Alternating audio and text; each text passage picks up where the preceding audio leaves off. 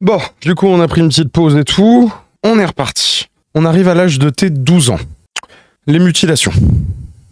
Ben là, ça a commencé les autres, on va dire, tentatives de suicide où littéralement ma mère m'avait vu dans la salle de bain avec les veines littéralement dehors de mes bras. Hein. Pour le coup, bah, c'était encore accroché, mais on voyait bien le sang qui coulait.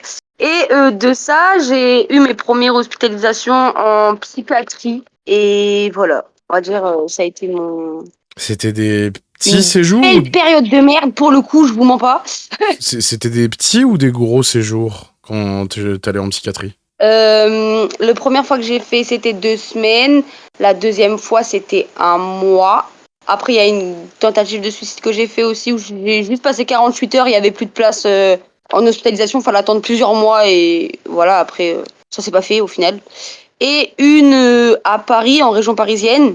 Donc, ça, après. Au moment de mon avortement, qu'on va parler tout à l'heure. Ok, tac. Voilà. Alors à cet âge-là, nous on a un écho de cette époque-là qui a ressurgi sur Internet. C'est plus anecdotique, mais donc du coup c'est pour le resituer sur la timeline, si je peux dire ça comme ça. Internet a découvert une vidéo de ton père qui est en train de tenir par le col deux gamins assez turbulents et tout, avec ta mère qui est au balcon et qui a l'air assez énervée. Je sais pas qui filme cette vidéo, je sais pas si c'est ton frère ou si c'est toi. Mon frère. C'est ton frère, ok. C'est mon grand frère qui filme littéralement cette vidéo. Tu peux nous décrire un tout petit peu l'anecdote, si je peux dire ça comme ça? Bah, c'est pas une anecdote parce que du coup, moi, ça cache on va dire une grande souffrance derrière. Ah merde, désolé pour le jeu de mots. Ces deux petits, non, c'est pas grave, t'inquiète. C'est deux gamins du coup qu'on voit sur la vidéo où mon père il est littéralement en train de leur dire ils sont où tes parents. En vrai de vrai, de loin on dirait trop il est en train de dire des trucs de ouf, mais c'était en mode arrêtez de sonner chez nous, vous faites chier, genre ils sont où vos parents, tu vois, rentrez chez vous quoi. Et donc moi, donc à cette même période du coup. J'étais tombée amoureuse d'un garçon pour lequel malheureusement j'ai fini par me prostituer, hein, c'est littéralement le mot, parce qu'il prenait de la drogue et tout, bref. Et quand j'ai réussi, on va dire, à le quitter à force qu'il me tape à répétition pendant plus de 5 mois, je me dis le mec il est pas normal, je commence à avoir des bleus, ma mère elle repère, donc bon, ça dégage. N'était pas content et il est venu littéralement tous les jours, mais tous les jours, pour venir sonner chez moi ou sonner chez mes voisins et foutre une merde pas possible, des conflits qu'on a eu avec nos voisins et tout à cause de ça. Et mon père a pété un plomb une fois et du coup bah, ça donne la vidéo du coup qui est sortie, voilà. Attends, je viens de capter un truc.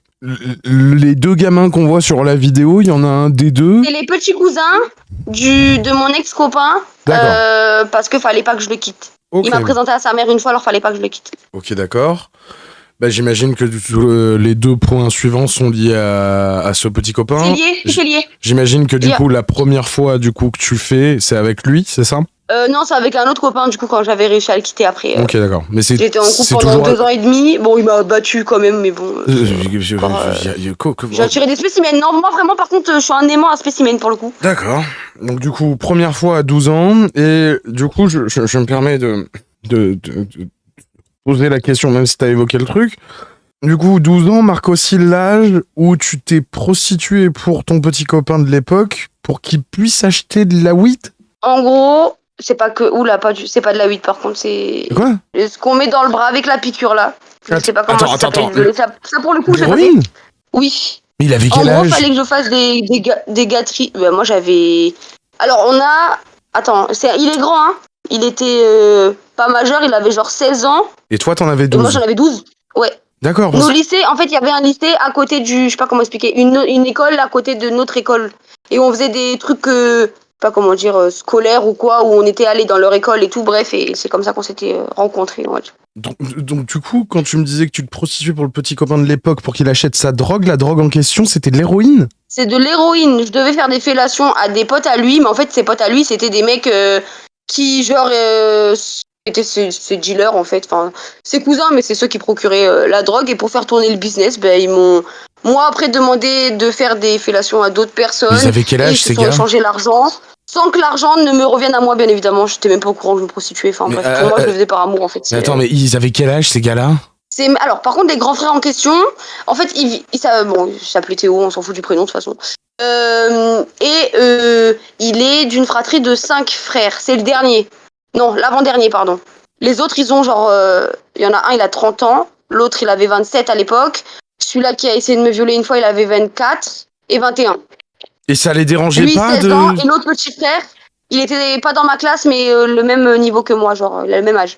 Et ces mecs-là demandaient des fellations de gamines de 12 ans? Ils ont d'abord essayé de me violer une fois.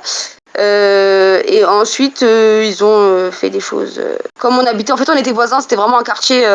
À côté, il y avait le quartier de drogue et tout le bordel, en fait. Donc, pour le coup, ils ont su à quelle école j'étais et ils m'attendaient à la sortie de l'école. Ils t'attendaient à la sortie de l'école? Oui. C'est pour ça que vraiment, les 2 premières années au collège, c'était les pires années de ma vie. Ouais, L'école Maurice Ravel. Je me rappellerai de cette école toute ma vie et ma mère. Je suis désolée parce que si elle tombe sur cette vidéo un jour, ma mère et mon père vont apprendre et comprendre des choses qu'ils ne savaient pas.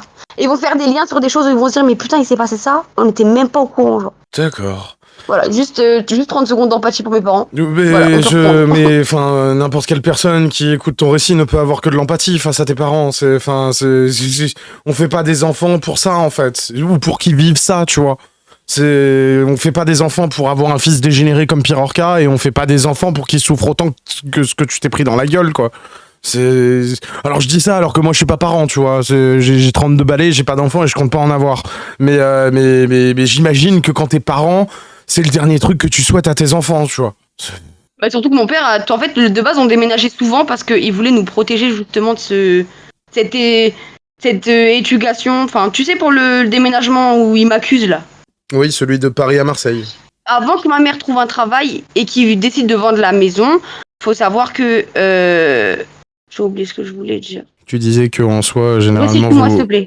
Tu disais que généralement, comment s'appelle, les déménagements étaient vus par ton père comme étant une manière de vous protéger de certains environnements.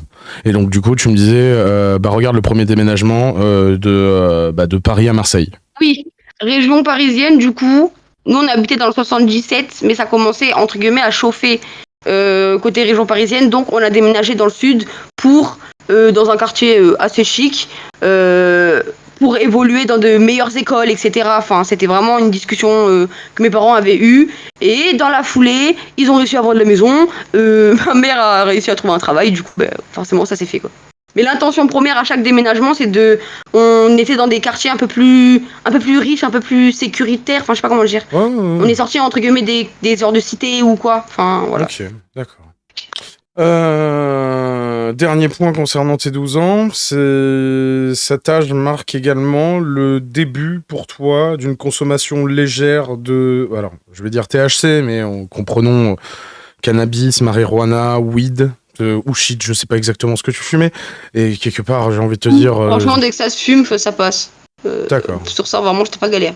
Comment ça s'est passé? J'imagine que c'est l'environnement et ton ex, c'est ça, qui t'ont amené dans ce milieu-là? Mon ex-copain, du coup, avec qui j'étais pendant, donc pas le Théo, un autre, pendant 2 ans, et qui me battait, qui était dans l'armée de base, mais après, pour trafic de drogue, il est parti en prison. J'ai été là pendant ces 6 mois d'incarcération, et ça, ma mère le connaissait, ce mec-là. Je l'avais présenté, etc. Et lui en avait 17, moi j'en avais du coup 13-14 à cette époque. D'accord. Et forcément, à force d'être avec des personnes qui littéralement fument constamment et tout, t'es vite tenté. D'accord. Ok. Je m'excuse, hein, je suis tente par... Il y a des détails qu'on n'avait pas évoqués en soi. Hein. Les gens vont encore penser que... c'est chez elle, il en fait des caisses et toutes ces conneries. Mais enfin, on a fait un listing des grands axes de son témoignage. Moi, j'ai des mots-clés pour lancer les sujets. Et genre là, par exemple, l'âge des gens à qui, du coup, on te forçait de faire des fellations, je l'avais pas. C'est y compris pour la drogue en question et tout le bordel. Enfin, c'est bref. 13 ans, il y a un élément qu'on a noté. Il y a un moment où tu vas faire une tentative de suicide. Et de ce que tu m'as dit, Pirorca, lui, pendant ce temps, il est en train de tourner une vidéo et tu l'emmerdes parce que tu fais trop de bruit. Qu'est-ce que c'est que cette histoire? Ah, mais ça, vraiment, je suis choquée. Même à l'heure d'aujourd'hui, je me dis, mais à quel moment tu peux avoir autant d'audace dans ta vie, genre. J'étais, du coup, à une période vraiment très bas, pour le coup, vu tout ce que j'ai dû subir avant, je pense que vous pouvez comprendre. Et j'ai essayé de me suicider. Suicider, de quelle manière? J'essaye de prendre un gros couteau et de me l'enfoncer dans le cœur. Et vous savez, de faire comme c'est les Romains qui faisaient ça, dans les films vikings, là. Tu fais une croix en bas, tu remontes, en fait, tu t'éventres, en fait, littéralement. Et il y a mon frère qui débarque dans la chambre. Enfin, mais limite, faudrait que je la refasse, cette scène, c'est trop drôle. Il rentre dans la chambre et il dit, tu peux mourir en silence, là, parce que tu fais trop de bruit et j'arrive pas à tourner une vidéo. Comme, voilà, je le refais comme ça, vous comprenez bien la scène. Voilà, je n'ai pas d'autre... Là, pour le coup, il n'y a pas d'empathie, hein. Vraiment, c'est de la psychopathie pure, hein. C'est, Alors, genre, tu là- fais trop là, de pour bruit, moi- meurs en silence, tu vois. Là, pour moi, on n'est techniquement pas sur de la psychopathie. Pour moi, on est vraiment sur de la sociopathie. Le mec n'a aucune empathie. Il est détaché. Je connais pas, alors je suis désolée, je suis pas psychiatre. Alors- Je ne connais pas la différence entre les deux, Alors, perso. bah, écoute, c'est quoi? On va demander à Google et tout. Tac, tac, tac, tac, tac, tac, tac, tac, tac. Qu'est-ce que la sociopathie? En général, les sociopathes manquent d'empathie et se comportent de manière antisociale, ayant peu ou pas de remords. L'individu atteint du trouble antisocial est souvent manipulateur. Il fait tout ce qu'il peut pour manipuler les autres, les fasciner, les déstabiliser ou les effrayer afin d'obtenir ce qu'il veut. C'est ça, un sociopathe. Ah, c'est mon frère, ça, du coup. Ok. C'est pour ça que je trouvais le terme bien plus adéquat que... Après, il est psychopathe aussi, hein, y a pas de souci. Mais comme il y a vraiment un terme pour désigner l'absence totale d'empathie, c'est pour ça que j'ai sorti le terme sociopathe, quoi. Très bien. J'imagine qu'en plus de ça, toi, tu devais être dans une détresse émotionnelle, en mode en train de chialer et tout, quoi. Littéralement, oui. C'était je peux pas faire ça. Et là, pour le coup, il y avait trop d'émotions, en fait. C'était vraiment je sais pas comment on pourrait dire, une genre de crise d'angoisse où j'avais une pointe dans le cœur. Et c'est limite si je voulais m'enfoncer d'abord le couteau parce que ça me soulagerait cette douleur que j'ai au niveau de la poitrine. Genre, vraiment, c'était... Très bien. Non, pas très bien, mais on s'est compris, quoi. On va enfin sortir de la pire période de ta vie, si je peux dire ça comme ça. 14 ans marque franchement, oui. marque du coup le départ de Raphaël du cercle familial, ou du moins de la maison familiale. Et pour toi, du coup, c'est un peu comme une libération, un début de sentiment de liberté et tout, comme si l'enfoiré de sac à foutre qui te menait la vie dure, et encore, je sens que je suis sur un doux euphémisme, n'est plus chez toi H24. C'est bien ça, ou je me trompe? Alors, pour faire un petit résumé, ça, c'est ma belle-sœur qui, du coup, Mathilde, tombe enceinte. Et mon père et ma mère, qui là, pour une fois, ma mère, littéralement, elle ne voulait pas élever d'autres petits-enfants. Elle avait eu sa raclée avec moi. Vu que je suis la dernière, je dis ça pour ça. Lui a dit, je suis d'accord avec ton père, du coup, vous déménagez de la maison parce que on a projet avec votre père et Jade de repartir en région parisienne pour se rapprocher de mon père, genre qu'on soit un trio, et que mon frère vive avec sa copine, ses trucs, et voilà quoi. Et son enfant, et... Donc là, c'est l'arrivage, on va dire, de Raven, du coup, le premier. Quand il est né, c'est ça? Non, quand elle était enceinte. Ok, autant pour moi. Elle a, entre guillemets, j'aime pas dire comme ça, mais ils ont été virés de la maison parce que si tu sais faire des gosses, tu sais rentrer dans la société et être un homme et faire ta vie et faire tes choix. Bah, c'est pire Donc que ça. tu sors de mon toit, genre. Normalement, c'est même, tu fais pas de gosses tant qu'en soi, tu n'es pas apte à pouvoir les assumer et correctement t'en occuper, quoi. C'est à mon avis ça que voulait dire la réflexion de tes parents, quoi. Mais oui, on est d'accord. Toi, ce début de liberté, tu le sens comment? J'imagine que ça a dû te libérer d'un poids. Libéré d'un poids, mais ce que j'ai oublié de dire, c'est que à cette époque-là, avant qu'il déménage et que sa copine soit enceinte, donc on va dire 3-4 mois avant, j'ai réussi à faire craquer ma mère et mon père pour avoir un chien qui s'appelle Shadow et qui vraiment a été entre guillemets mon thérapeute durant toutes ces épreuves, et qui fait que vu que je l'ai pris au refuge, donc il était c'était 5 années corso, donc 60 kilos de muscles, c'était un ancien chien de combat en plus que j'ai récupéré à la SPA. Et du coup, ce chien-là n'aimait pas mon frère, il grognait constamment sur lui, donc forcément il ne me touchait plus. Donc c'est vraiment un début de liberté totale déjà à ce moment-là. Et en plus, quand dans les semaines qui ont suivi, il a déménagé totalement. C'était encore mieux parce que la chambre de mon frère, on avait repeint les murs et c'était la chambre de mon chien du coup. Voilà. Ouais, C'était drôle à raconter, je suis désolée. Non, mais non, mais je suis grave méchante. bah non, mais n'importe qui pourrait comprendre en soi le côté salvateur et le fait que c'est en soi c'est con à dire, mais du coup t'étais plus seul et il y avait une présence avec toi pour juste pour être là quoi en soi. Si tu veux, moi je suis un grand ami des animaux et tout et je comprends parfaitement qu'en soi t'aies pu passer par une phase thérapeutique qui a été aidé par la présence d'un compagnon canin, quoi, en soi, si je peux dire ça comme ça. Franchement, c'est plus que aider parce que en vrai de vrai, je pense qu'il avait exactement les mêmes capacités qu'un chien d'assistance. Parce qu'il m'a sauvé de nombreuses tentatives de suicide au point de fermer la vitre, littéralement. Il est monté sur le lit, il a fermé la fenêtre et la vitre s'est fermée au moment où j'avais, à une époque, donc mon époque de mes 15 ans, on en parlera tout à l'heure, où j'ai avorté et que j'ai essayé de me jeter de mon immeuble. Faut savoir que mon chien m'a littéralement sauvé la vie. Voilà, je tiens juste à le préciser. Voilà. Mais c'est plus un chien, c'est un ange gardien. Qui débarque dans la chambre et qui me dit ah oui, mais littéralement un ange. C'est mon ange. Pour le coup, c'est vraiment ma plus grande thérapie, c'est ma plus grande force.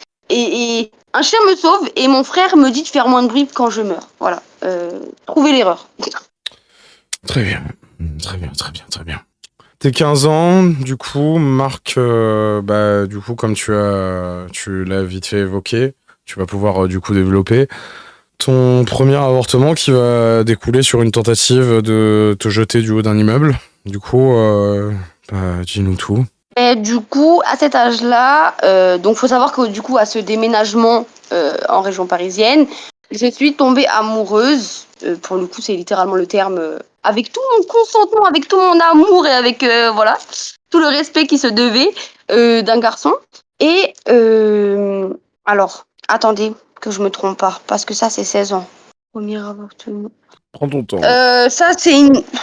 Attends, je suis perturbée 2 secondes, je me cours avec les âges là. Une nouvelle fois, tous les silences seront coupés. Pour eux, ils vont entendre une discussion fluide et tout. Donc, si tu dois prendre. Non, premier avortement, c'était une petite amourette entre guillemets.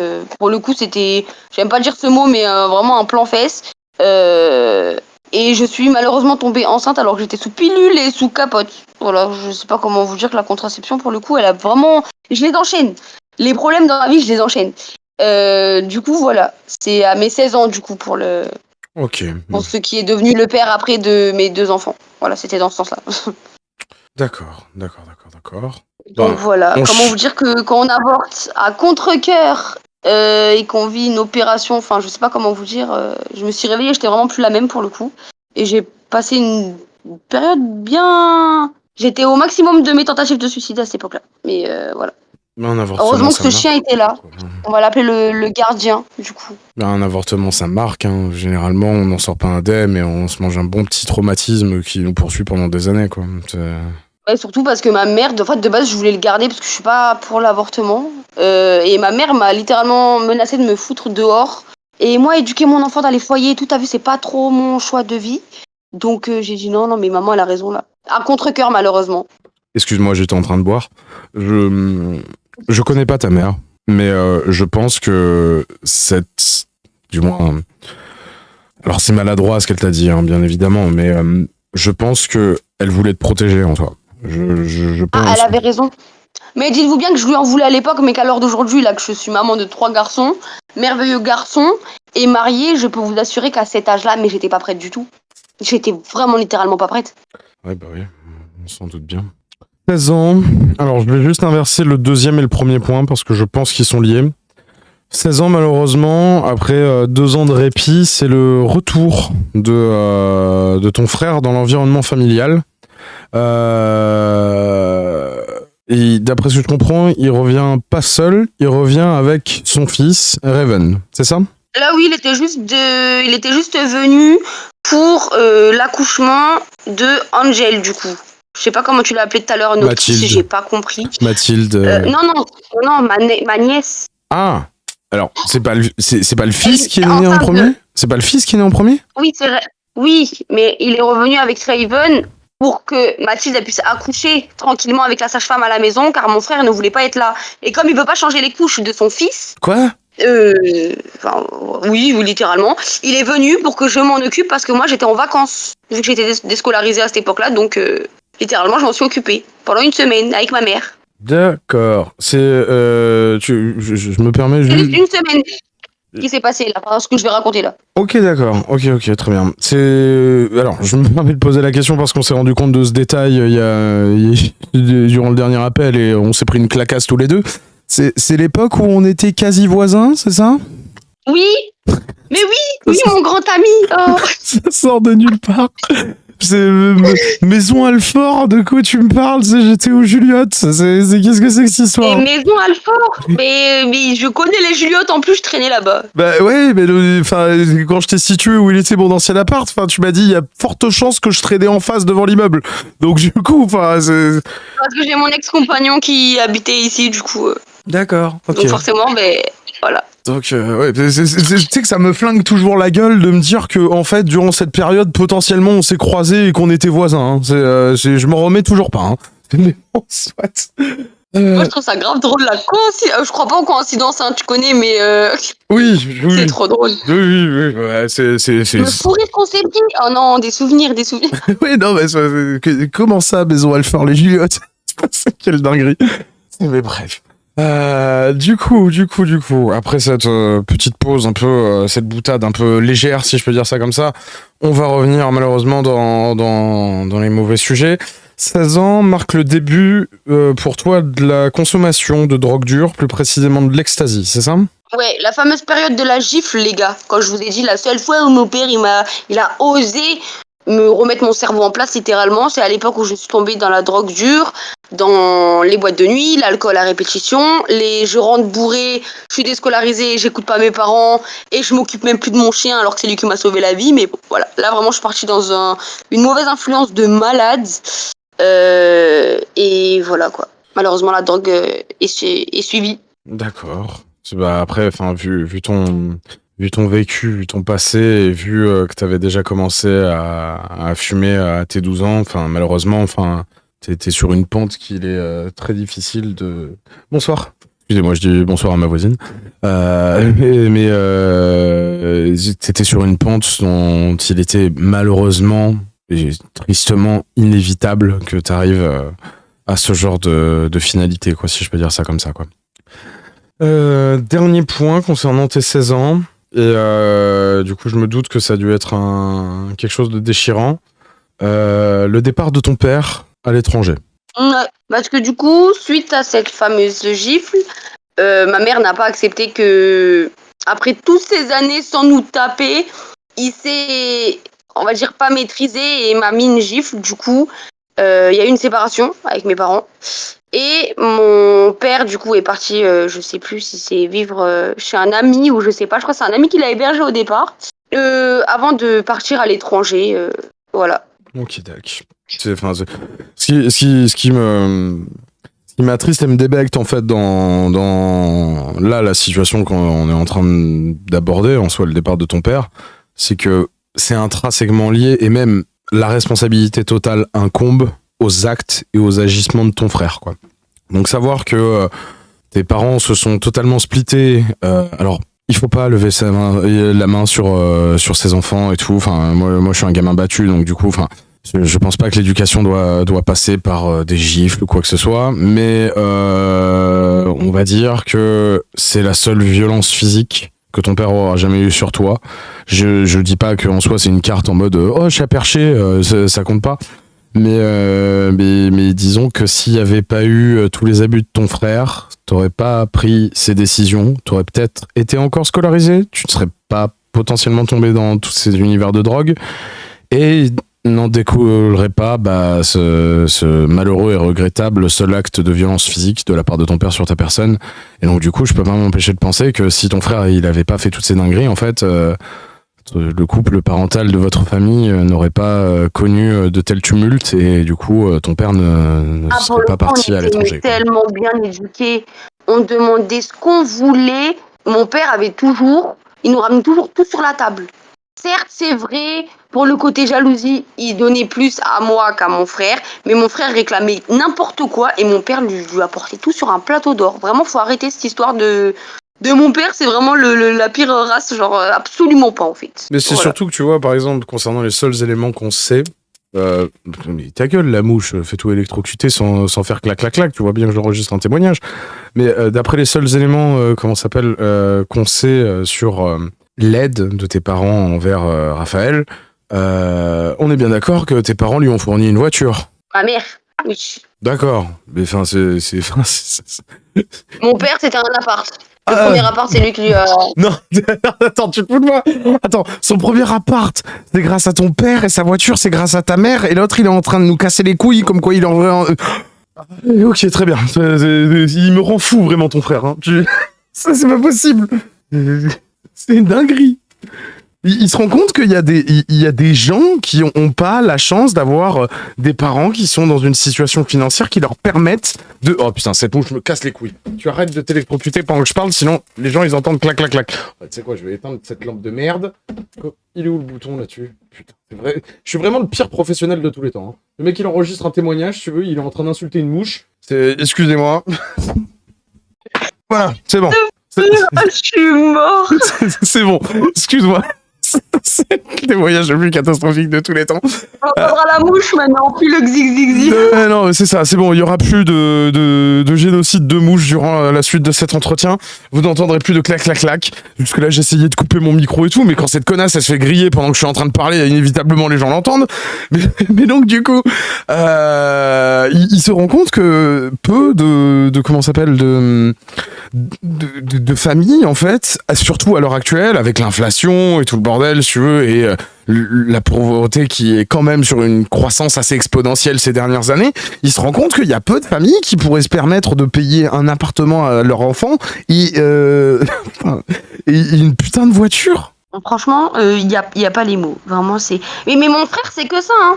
C'est pour ça que mon père, ça le saoulait, les crises de jalousie à répétition, mal placées alors que t'as 20 ans, enfin... Oui, parce que en plus, je rappelle, là, à ce moment-là, t'as 16 ans, ça veut dire qu'il en a 24. Mon frère, ouais. C'est une dinguerie. C'est une dinguerie, quoi. Je pense qu'on a fait le tour concernant tes 16 ans. On va passer à tes 17 ans. Le seul point qu'on a noté, c'est du coup ta première grossesse. Mon premier enfant, oui. Du coup, deuxième grossesse donc à mes 17 ans. Ah oui, et j'ai excuse-moi, accouché à mes 18 ans. Il y a eu celle qui a mené à un avortement. Excuse-moi, oui, effectivement. Ta deuxième grossesse, mais ton premier enfant. Oui, pardon, non, c'est ma faute. En fait, moi, j'aime bien dire que j'ai eu 6 grossesses, mais que j'ai mis au monde que 3 enfants sur les 6. Parce que pour moi, je peux pas les oublier, genre, elles font partie de moi, tu vois. Oui, non, mais je comprends parfaitement. Moi, je te présente mes excuses parce que j'avais pas compté ça comme ça. Mais oui, tu as tout à fait raison. Du coup, le premier enfant que tu as gardé et du coup, cette période où tu étais enceinte, excuse-moi, vas-y, reprends, je ferme ma gueule. Mais non, faut pas être méchant avec soi-même. Oh. Franchement, arrêt total de drogue. Je reprends ma vie. Ma mère me soutient. Je suis folle amoureuse malgré le fait qu'il a su pas ses enfants. Hein, j'ai été mère isolée, hein, voilà. Mais comme 6 ans d'histoire, 6 ans de fréquentation, et pendant je tombais enceinte de lui, ça faisait 3 ans et demi, 4 ans qu'on était ensemble. Et voilà, ma mère qui me soutient, donc nouvelle vie, on va dire, mon début de maman. Et voilà. Ok.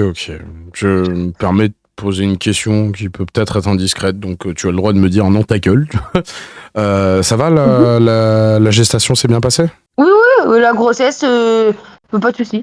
Alors, il y a eu un problème, on va dire, l'accouchement. Du coup, enchaînons. 11 heures en réanimation.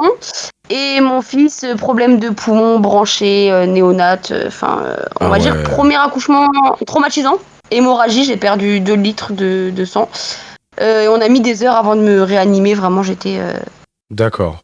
Et alors, du coup, la transition vers tes 18 ans s'est fait naturellement là dans notre entretien. Mais du coup, je précise pour les personnes qui nous écoutent, l'accouchement de ton premier enfant, tu l'as à tes 18 ans du coup. Tu vas rapidement tomber enceinte du second, si je dis pas de bêtises, 3 mois après, c'est ça? 2 mois et demi après, oui. Toujours avec le même père, si c'est pas indiscret? Ouais, le même papa. Ok. Il est venu voir son premier et ça a dérapé et voilà. Ok, d'accord.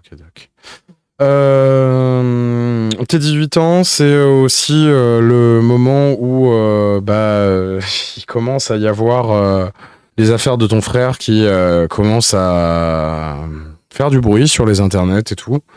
Tes 18 ans, du coup, c'est pas juste l'accouchement du premier et ta deuxième grossesse, c'est aussi les premières auditions que tu vas avoir le droit de la part des forces de l'ordre suite aux perquisitions qui ont eu lieu au domicile de ton frère. Exactement. C'est exactement à cette période-là. Qu'est-ce que tu vas Que découvrir suite à la à ce moment-là? découverte entre guillemets du dossier gamine, forcément la gendarmerie allait appeler ma mère pour savoir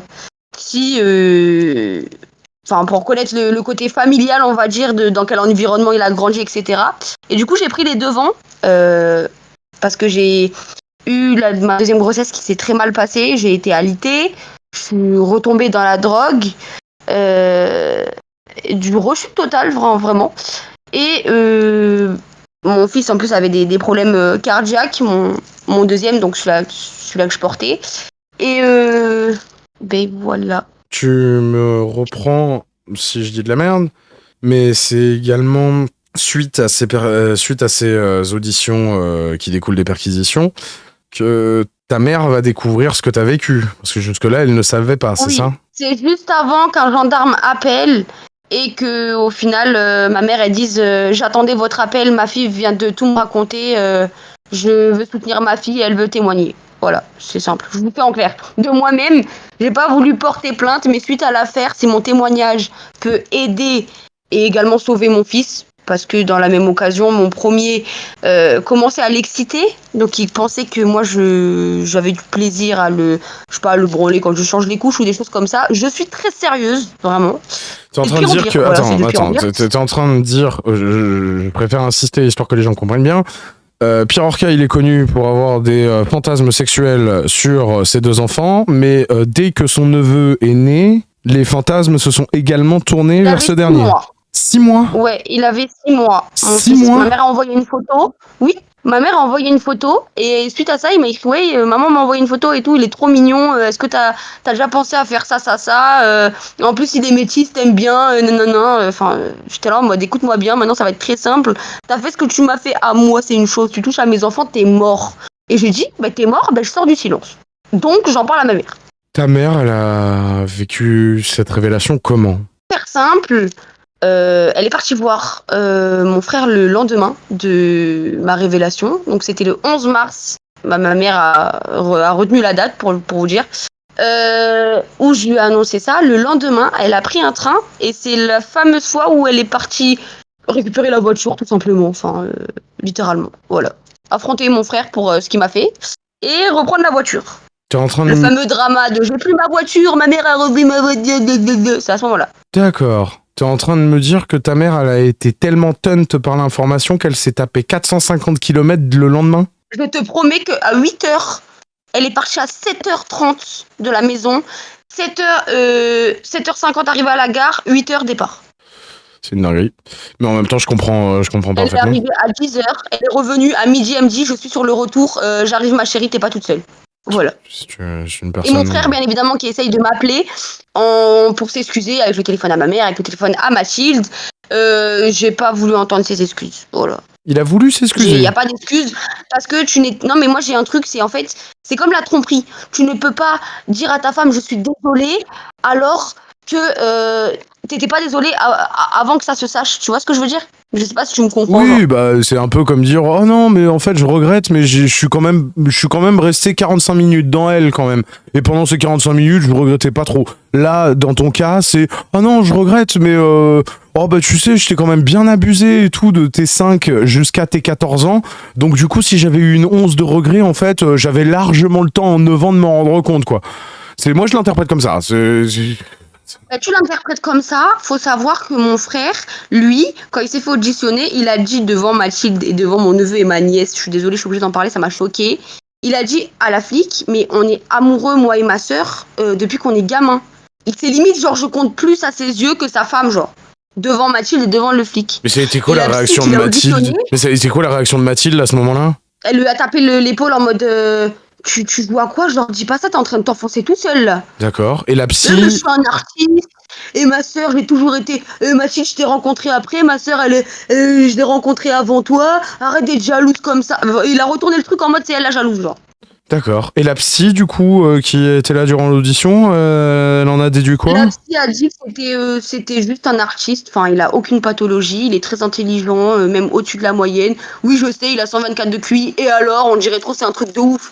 C'est tellement il est intelligent, il fait des trucs de teubé. Enfin, je comprends pas le principe. Mais bon, J'ai voilà. 163 et genre ça veut rien dire. Hein. Mais bon, soit. Oui, bah là, vraiment.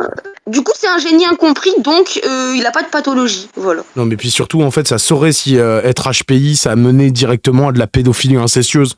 Ça veut dire quoi? Moi, j'ai 40 points de plus que lui, en fait. Ça veut dire quoi? J'ai le droit de baiser ma sœur et mon chien? Ça se passe comment, en fait? Bref. Hilarant. Ouais. Vraiment. Les conséquences de tout ça, du coup, dans ton cercle social, c'est quoi à ce moment-là? J'ai pas vraiment eu on va dire, d'amis ou de trucs comme ça. J'ai un peu toujours grandi isolé, hein, pour le coup. Donc cercle social, c'est pas trop le bon mot, mais. Cercle familial, si c'est plus adapté, du coup. On est à quel âge là déjà que je me resitue?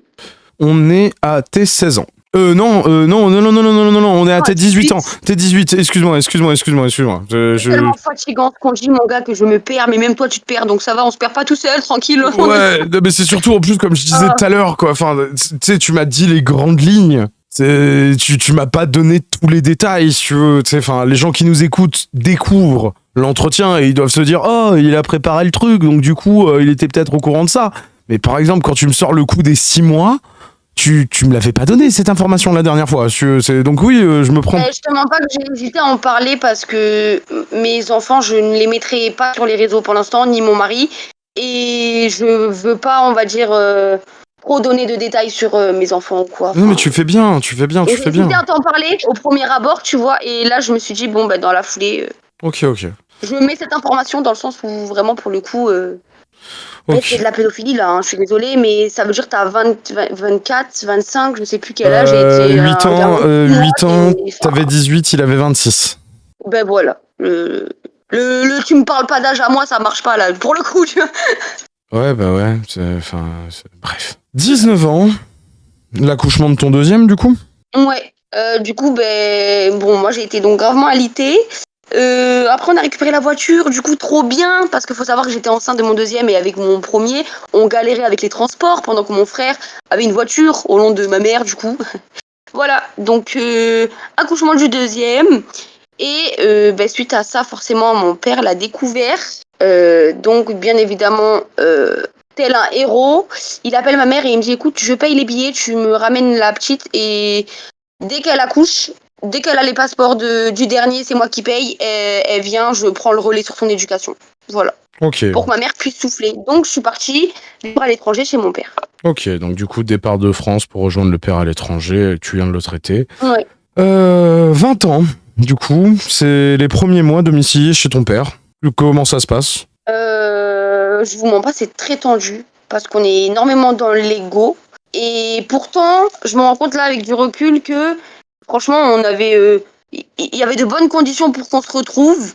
Mais malheureusement, je n'ai pas supporté le fait que, même si je comprends qu'on était chez lui, le fait que je vive avec lui, il me faisait entre guillemets défiler les belles-mères à la maison. Bon, il est divorcé de ma mère, ils sont plus ensemble, je veux bien comprendre. Mais devant mes enfants, je trouvais ça vraiment... J'aimais pas trop grandir dans cet environnement-là.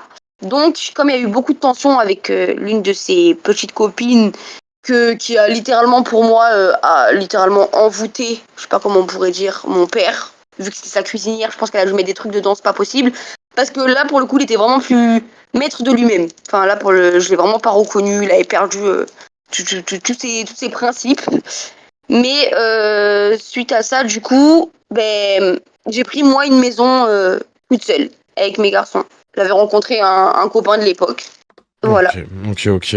Donc malheureusement, durant cette période, c'est aussi le moment où du coup, tu l'as un peu laissé sous-entendre, mais une grosse dispute, que ce soit avec ta mère ou avec ton père, le départ de chez ton père, l'indépendance totale, et du coup, c'est aussi le moment où tu vas te faire convoquer par les forces de l'ordre, parce que entre-temps, il y a un certain héros du YouTube Game qui en soi n'opère plus dans ce qu'il faisait avant, mais qui a laissé une trace indélébile sur l'affaire qui te concerne.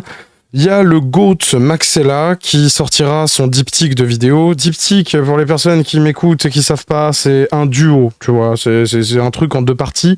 Son diptyque de vidéos sur Pierre Orca, faisant éclater au grand public c'est dérives sectaires, c'est dérives concernant les gosses, c'est tout le bordel.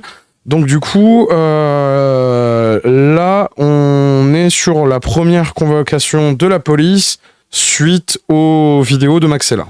Je me doute que du coup, là, à partir de là, il va falloir prendre d'énormes pincettes pour justement ne pas mettre en danger quoi que ce soit. Tu as le droit de confirmer ce que je viens de dire, mais évite d'aller dans les détails. Franchement, je pense que je vais juste confirmer ce que tu as dit et je vais pas m'étaler plus parce que je n'ai pas envie de... Bien sûr. C'est préférable, soyons honnêtes. Hein. Le but de... Ouais, franchement, ouais. Je pense sur ça, j'ai pas du tout envie de me griller ou quoi. Oui. Mais au moins, la timeline est complète.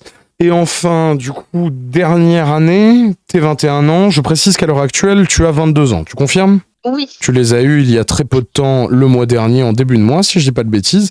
Donc du coup, vous nous excuserez. Oh, en fin du mois. Oh non, tu m'as vexé. Ah non, là. sérieux, c'est fin du mois, je suis désolé. Fin du mois. Mais je suis désolé. J'ai déjà mis des années à retenir ma date d'anniversaire, donc du coup, m'en veux pas. mais donc du coup, dernière partie de cette première partie de témoignage, qui est en 2 parties. Pour rentrer de le merde, il y a beaucoup de parties. T'es 21 ans, du coup, le mariage avec ton compagnon actuel, enfin, ton mari, en fait, je sais pas pourquoi je dis compagnon. Mon mari, oui. Ça va, c'est bien passé ? Franchement, alors là, coup de foudre. Je suis ravi pour toi que tu sois tombé sur une personne. Quoi. Voilà. 3e enfant, du coup, si je comprends bien, du coup, les 2 premiers ne sont pas de ton actuel mari. Le 3e. Non, pas le même. Les 2 premiers ont le même géniteur, mais le dernier, c'est avec mon mari actuel. Ok. Donc du coup, 3e enfant, mais cette fois, le premier avec ton mari actuel. Je te poserai juste une simple question. Est-ce que la grossesse s'est mieux déroulée que durant les 2 premières ? Parce que tes 2 premières grossesses avaient l'air d'être relativement très éprouvantes. Franchement, très compliqué pour le coup. Ok, je suis désolé. Ouais, très compliqué parce que je faisais des allers-retours en fait pour entre guillemets rester en France et d'un autre côté, enfin je faisais des allers-retours chez ma mère et enfin c'est vraiment ok, d'accord. épuisant. Et l'accouchement, enfin la grossesse du coup, après j'ai quitté entre guillemets réellement la France. Et là, je suis actuellement résidente, là où je suis. Dis pas le pays, il y a suffisamment de tarés et tout. Non, je dis pas le pays. Mais t'es malade ou quoi ? Je suis en Afrique, bonhomme, où je dis pas.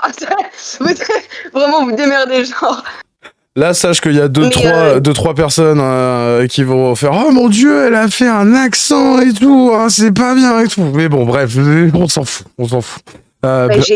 Alors, mes 2 premiers, guadeloupéens, martiniquais, guinéens, mon dernier, du coup, je vous dirai pas. Ouais, voilà, ouais. Mais ça mérite l'accent, voilà. Oui, ça va être très compliqué de te taxer de racisme juste pour un petit accent que tu as repris. Et enfin, Ça énerve mon mari, faut le savoir, mais je trouve ça trop drôle. Désolée. moi c'est l'accent anglais que j'adore. C'est bonjour le français, je m'appelle John Dyson. J'adore le croissant et le baguette et tout. J'adore le jambon beurre. Je comprends pas, c'est un scam cette arnaque et tout. C'est le seul sandwich du monde où tout le monde est satisfait qu'il n'y a rien dedans. Mettez une tranche de gouda ou un tout petit peu de cornichon, on sait pas, tu vois. Mais arrêtez de mettre juste le jambon et le beurre. On sent que l'inflation a pris votre pays de retour. Bref, je vais arrêter parce qu'en soi, c'est pas l'endroit ni le moment de faire ça. Mais bref. Oh, merci pour ce fou rire. Oh non, c'est trop drôle. Oh non, faut rigoler dans la vie. Ouais, j'essaie de dramatiser un tout Moi, petit faut peu. mieux en rire. Franchement, j'ai guéri. À l'heure d'aujourd'hui, y a pas de souci. Genre, je préfère en rigoler. Enfin, je sais même pas si le dernier point, il faudrait qu'on l'aborde. Est-ce que tu peux regarder le dernier point et dis-moi si on l'aborde ou pas? Parce que c'est pareil. Le seul. Si on non, en l'aborde, fait, la seule chose, potentiellement, on peut se foutre dans la merde. Donc du coup, à toi de voir. Non, tout ce que je peux dire, c'est que comme ça faisait des années qu'il n'y avait pas eu de suite, enfin pas de suite, j'aime pas dire ça comme ça, que j'avais plus de nouvelles et que j'ai quitté le territoire français en fait, suite à du coup mon changement d'adresse, ils m'ont demandé si ma plainte tenait toujours. Donc j'ai dû re-rédiger tout simplement par écrit, enfin tout simplement non, ça m'a pris 3 mois, tellement j'avais du mal à l'écrire, mais bref. J'ai dû du coup tout raconter, tout réécrire encore de nouveau et tout envoyer tout simplement pour confirmer. Signé, daté, etc. Voilà. Tout ce que je peux dire, on va dire. Voilà. Ok. Je pense qu'on a fait le tour de cette première partie de témoignage. Pour ceux qui nous écoutent, en fait, lors de la discussion qu'on a eue avec Jade, on s'est rendu compte que si on voulait vraiment tout traiter, il fallait qu'on split ça de manière, ordonnée. Et donc du coup, la première partie du témoignage, que vous avez entendu en 2 parties, bien évidemment, parce qu'en soi, toujours les imprévus, hein, bien évidemment. Se concentrer sur l'histoire de Jade ainsi que le parcours de sa famille. Est-ce que tu peux confirmer sur le fait qu'en soi, il y a encore 1 milliard de trucs à dire et que là, en soi, c'est limite juste une intro, quoi? Là, vraiment, je suis désolée, mais ça va peut-être être un long résumé, mais du coup, c'est un résumé pour le coup. Ouais, voilà. Du coup, je pense qu'on peut marquer la fin de ce premier entretien. J'aimerais te remercier pour déjà, en soi, d'avoir le courage de témoigner et la force de nous raconter tout cela. Je pense que ton témoignage est primordial en termes de libération de parole. Alors pour toi, c'est à toi de me le dire. Mais un truc qui est sûr, c'est que ce genre de témoignage, généralement, aide beaucoup des personnes qui sont dans le même cas que toi et qui se disent je dois être la seule personne à vivre ça, donc du coup j'ose pas en parler et tout. Et mine de rien, je sais que porter un témoignage aide indirectement à libérer d'autres paroles.